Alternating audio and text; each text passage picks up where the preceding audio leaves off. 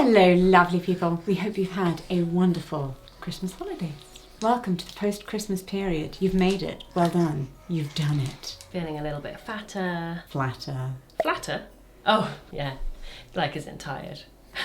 We are today joined by... Augusta is currently playing on the floor in front of us. Today, we are going to be discussing our Christmas hot takes. Looking back over the Christmas period we have just gone through, deciding, did we do the right thing? Did we do the wrong thing? What could we have improved on? Probably a lot of these would be very relatable to you. Like most hot takes, these are a little bit taboo, but also probably deeply relatable. Especially for parents who are exhausted, overstimulated, and a little feral by the 28th. Feral. I mean, it's happened. I don't think anyone could ever describe you as feral. I mean, even when you've walked through a bush backwards, or actually literally rolled down a hill. Oh yeah. You like somehow come up and you just look like, I don't know. It's one of the funniest moments of our marriage. Claudia. I slipped down a hill and then whoop. You just kind of popped back. Well, you were on the phone at the time and you just popped back up and carried on chatting. Your hair was just ever so slightly more rustled. I was on a video call to my mother, slid down the hill, whoop, and then just stood back up. Hi, don't find me. Yeah, you're like, this is the advantage with my petticoats. It is, they're very Great, protective. a soft landing every time. They're wonderful. Now this video is also sponsored by Craftsy and I'm excited to tell you more about them later. Okay, so our first round of hot take. Number 1, Christmas Day is overrated. The quiet days after are better. Well, I don't know, or is it that the quiet days feel so good because they've come after the manicness of Christmas? Yeah. I think I enjoyed the 26th and the 27th because, especially if it's been, especially like this year when Christmas Day is on a weekday. Yeah. So then you get those extra, it's the weekend, it's not back to work. Yes, right. So then you feel like you don't, everyone, almost in the whole world, I mean it's not true, but you feel like everyone in the whole world is off. Yeah, okay, so the pressure to do things. Yeah, so there's you don't have to check your emails, you don't have to do any work deadlines, all you need to do is kind of slightly just... Yeah, I feel like Christmas Eve is the most stressful of the Christmas days. I like Christmas Eve. There's a lot of anticipation, and it's the wrapping when There's so much you have to do. When you're a parent, it's suddenly oh, I've got so much wrapping up to do. Yeah, it was a lot of fun anticipation when we were younger, and now I used to love wrapping up the presents when I was younger because obviously I didn't have that many to give probably. And now I'm just we try and put on a Christmas movie or something after Rupert's gone to bed and do the wrapping, but I just get so bored. I think in the end you wrapped up. You did. You just went to bed. No, so we were in second trimester by Christmas, and it had been pretty bad pregnancy up until that point. It was not going well. So one of my slightly controversial Christmas takes, at least in this house, is that I actually love the slightly chaotic homemade side of it all. I just don't really want to do it. And I actually love hand making things and putting lots of effort in and making things lovely, but I don't love playing things that aren't perfect. It's a really bad trait and I'm working on it. Yeah. But I mean, of course, if they're made by children, that is a different story. Yeah, I'm currently wearing one of the things Rupert made. It's really cute. It's a little beaded bracelet with strawberries and leaves and some Chinese beads. It's very sweet. He actually said he made it for Paw, which is my mum. But because she's not here, I have to wear it. And then that makes it closer to Paw. He says, you must wear it every day, but not in the bath. I'm glad he knows the value of his artwork. Yes. It should not go in the bath. But yeah, children's artwork is beautiful. The making it with them is lovely. Yeah, until they bring home a life-size killer whale or something and you're where am I going to put this? And then everything's covered in glitter for about 3 months. He does like glitter, yeah. But those little traditions are the bits that really stick, especially with little kids. And one of my favourite things that we did this holiday, and it's kind of actually helped to kill my perfectionism a bit, was making something truly meaningful with Rupert and his sisters. Saint Lucia crowns! Adorable. Highly dangerous. If you don't know, it's a Swedish tradition that generally involves actual lit candles being worn in a crown on your head. Not just your head, the youngest member of your family.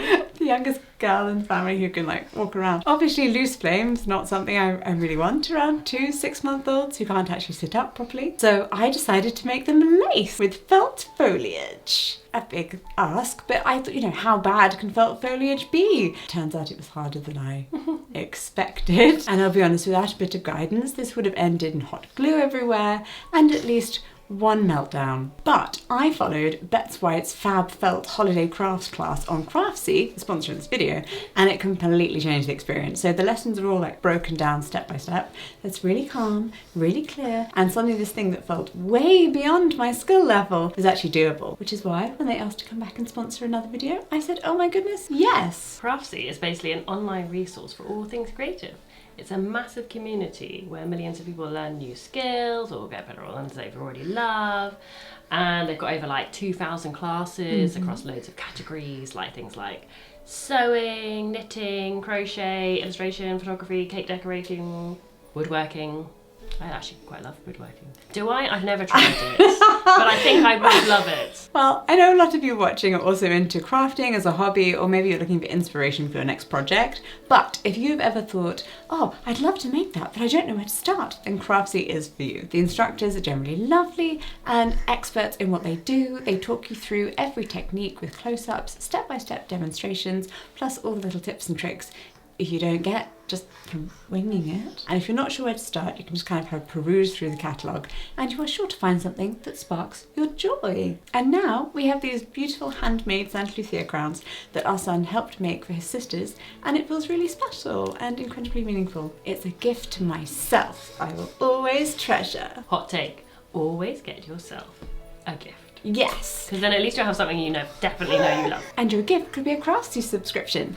If you fancy giving something new a go, whether that's sewing, embroidering, baking, or about 100 other things, Craftsy is a great place to start. And the first 1,000 people watching this video who use the link in my description can get a full year of Craftsy Premium for just $1.49. The offer's for new members only, and honestly, it is such good value that if you've been itching to get creative, you need to jump on this. 2026 could be your maker's year. Oh, it could. Shall we get back to arguing about whether Christmas music should be allowed before December?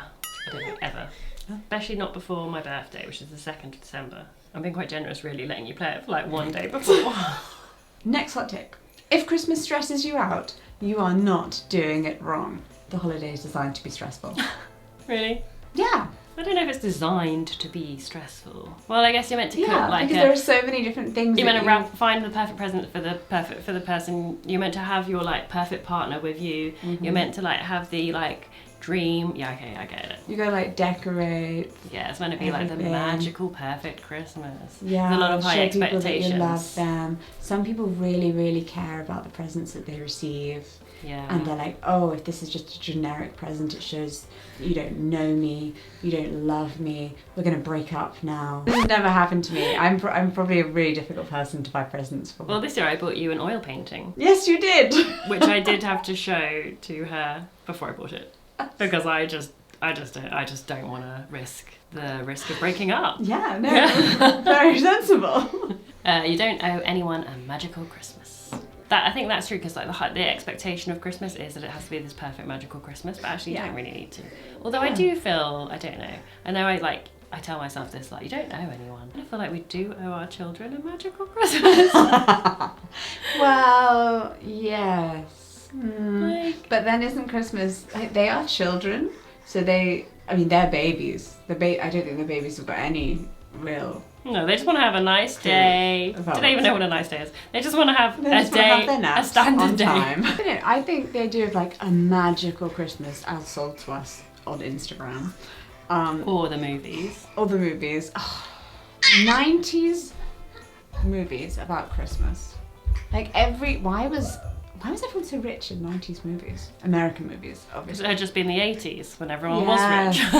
My goodness, the houses they lived in. Like the Home Alone house. What did his parents do? It seems to be that all those children. Yeah, but like Americans, I think they do seem to have more floor space in their homes. Yes, well, it's a bigger country. But no, I think back to the original hot take here. I think it's more important that as parents we're not super stressed on Christmas Day. Hi. So what's the report? Her eyes are open. We now have two ladies on the floor in front of us. I think she's asking for her book.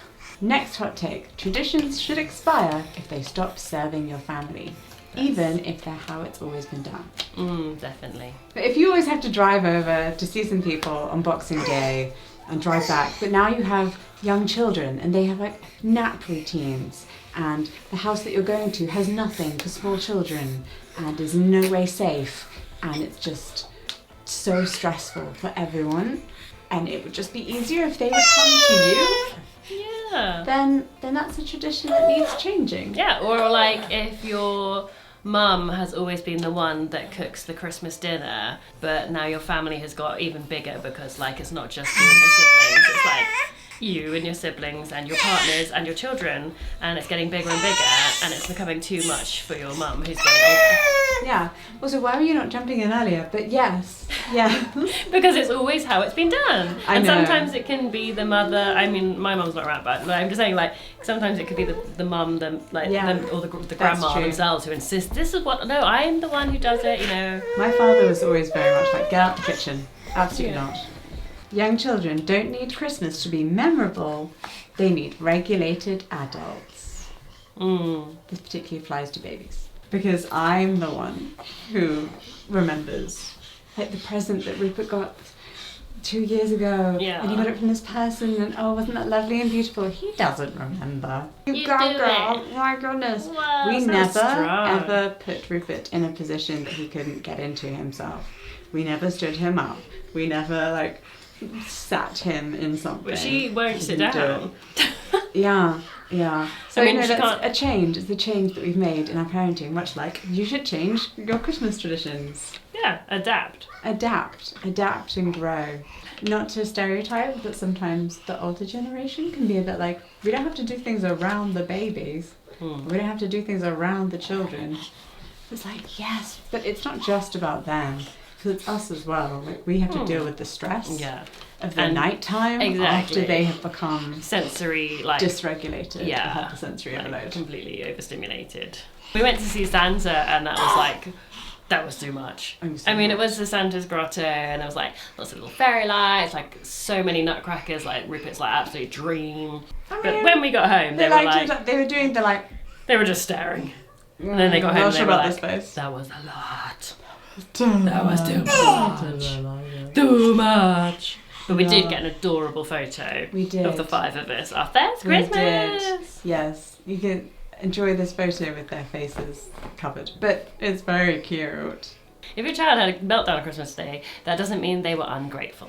I agree. I think, as we just said, Christmas is a really overwhelming time, and all of the normal schedules have just gone out the window. It's like, whoa, presents everywhere. Oh my goodness. And we as adults really build it up for them, especially for the entire month of December. Yeah. And like, what do you want? What are you going to get? Oh, what's going to be in that present? What's going to be? Yeah. And maybe like- they like- saw a picture of something one time Yeah. and it's fixed in their mind. Rupert, like, he got like the presents he wanted, but then even that can be overwhelming because like you want to play with them immediately, you want to open them all up immediately, but then there's also like other presents that you have to open to be polite in front of like other family members, and you can't just get that Lego set out like and get all the pieces out right now when we're like opening presents and there's wrapping paper everywhere, and like obviously that is meltdown like Yeah, it's like, sorry, you do have to Gonna open this jumper first And say thank you to Grandad. and say thank you. Yeah, I think sometimes we put too much expectation on our children's behaviour, especially when we have other family members around, who like grandparents and aunts and uncles or whatever it is, and we don't want them to be like, we want them to be like the model perfect child, but actually, and like might seem like, oh, they're a bit ungrateful, they're a bit I spoiled. think other people can be really expecting a certain reaction from a child. So they open the present, they see it, and maybe your child doesn't give the kind of like movie type reactions necessarily. Like Rupert's, That was me. I never did that. Yes, I hated opening presents in front of people. because they Like, look at you. because I was like, I can't hide how I feel about this present. But Rupert like processes with a blank face. So even if he's having an amazing time and he's somewhere that he's really wanted to go to, like he's meeting Father Christmas, and he's like, yeah, this is really great on the inside. On the outside, he's just like. He's got he's better than he was like as he's got older. But now he's aware he has to do a social that's smile. true, yeah, So maybe he it's like fakes the smile. Yeah. Like, it looks like he's being held hostage. But when he opens a present, if it's something he really likes, he's going to be like, He's like interested in it. Yeah. He's not going to immediately go, wow, it's this thing I really wanted. Thank you so much, Adolf, for giving it to me. Yes. So yeah, I think in those moments as a parent, interpreting your child's behaviour can be good for the adults around them. What? Nothing. It's giving such a scowl. Oh, sorry, that was my thinking face. Yeah, I've been having this problem recently with my family where they think I'm really glaring at them or scowling or something, but I think I need to get my eyes checked because I genuinely can't see properly anymore. Yeah, you should probably get that done. This is not a hot take, probably, but nap schedules beat Christmas schedules. We're a schedule family. Quite hard. I was going to say, like, we did find it a little bit hard to Yeah. stick to it because, like, we did, like, an early Christmas day at my dad's, and obviously if we're, like, not in our own home environment, like, the girls, it's not just, like, the schedule, it's, like, the environment, isn't it? Like, where the girls nap. Yeah, like, we can't necessarily control when food is being served. Yeah, or when So- like when our nephews want to like play something really loud, like Christmas pudding Yeah. bop it or whatever it is. And we want to put them into a room that they can go to sleep in, but it's not a room that they've ever been to sleep in before. This is completely new for them. Yeah. So the naps. I think we did it The okay. attempt at a nap schedule beats the Christmas And also schedule. they're already really quite stimulated from like extra people, different place, all the smells, all the noise, People all the picking wrapping up paper. the Like babies. wrapping paper, like I mean I find it a lot. It's like different patterns, different colours, different like The sound.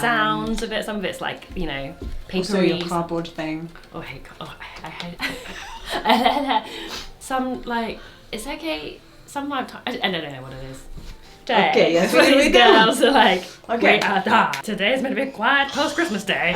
Okay, fast run through our hot takes. Too many presents is worse than too few. This is what I told Claudia I'm like, yes, before, man. before Christmas, because she continually comes back with presents for Rupert. Jessica was getting annoyed Yeah. that I bought Rupert more presents than I bought the girls. We have lots of things for them. Oh, I just didn't buy lots of presents for the girls because like we've got loads of Rupert's old clothes and Yeah. toys, even clothes, and we've got like you did so well with like researching all like the Montessori developmental things, and like obviously they've just used them with the girls. Yeah. And I just felt like we didn't need it, so I bought them like one new kind of rattle. I bought them like. What else did we buy them? Oh, a nice book that we signed. Yeah. Like, that they can keep forever. Like older. Yeah. Like but just heirloom like, stuff. but yeah. But then Rupert's like, he's like 4, and it's like Christmas is something like really magical. Santa's wedding. All right. This is for Pawpaw, that's why Mummy's wearing it. I know. Yes. Slightly bigger child this time. Oh yes. They're complaining I didn't get them enough presents. They are vocally. Rupert's 4, and he's getting a bit. He's getting a bit older. His toys are getting quite cool, and he really wanted a Spider-Man, and I really liked little action figures when I was younger, so basically I bought him toys that I knew I liked. Like the really cool Spider-Man. Yes. And Jessica decided that Spider-Man was an acceptable character for Rupert to know about. He has not watched the movies, obviously, they're too old for him. But Jessica said Spider-Man was fine because he's basically a teenage boy, and he doesn't have any weapons. So yeah.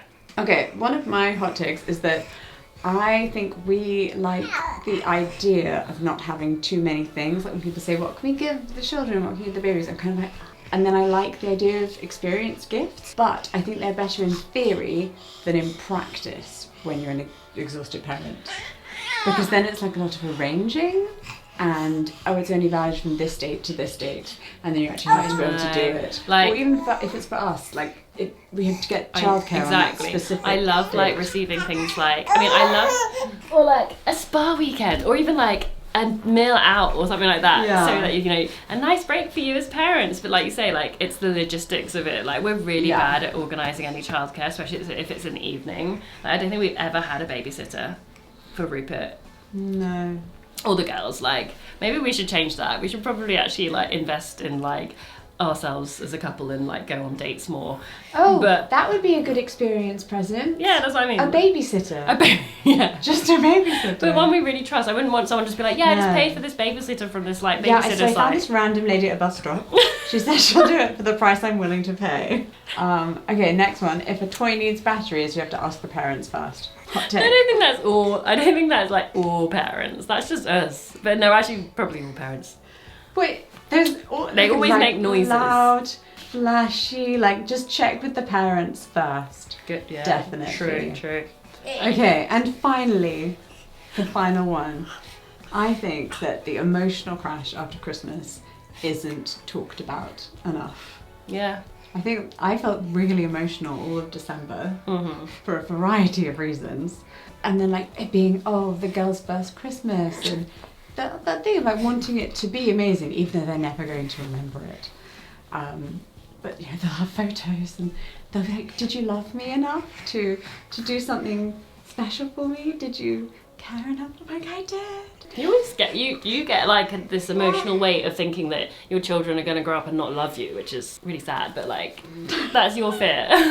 I don't have that, but I guess some parents do have that. We'll unpack that in therapy. I get emotional in December because I lost my mum, like she died, and her birthday's in December. It's like the 19th of December, and then Christmas itself like brings up lots of memories of family and like memories of family, but also like the thought that like if she was alive we would still be seeing her and spending Christmas with her, and like and then like how she would be as a grandma with her, and like that, and then how they've never met her, so that makes me think of like sad. I think Christmas makes you think a lot about the past, and it also makes you think about the future, and then there's also this weight of it's meant to be like a great day at the same time, but also you've got like all this kind of, I think most people could probably agree that there's like most people have probably a little bit of sadness around Christmas. Yeah. But we try and mask it. I feel like last Christmas was definitely one of the hardest Christmases of my life, including the time that I got pneumonia.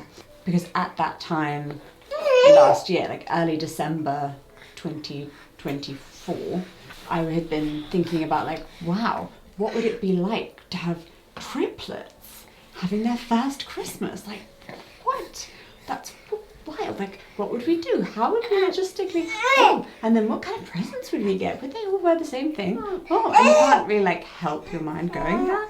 At least I can't. Now, then this December it was like, it would be different to what I pictured. Obviously, still amazing and wonderful, and it was their first Christmas, and so magical, and I'm so grateful to have them.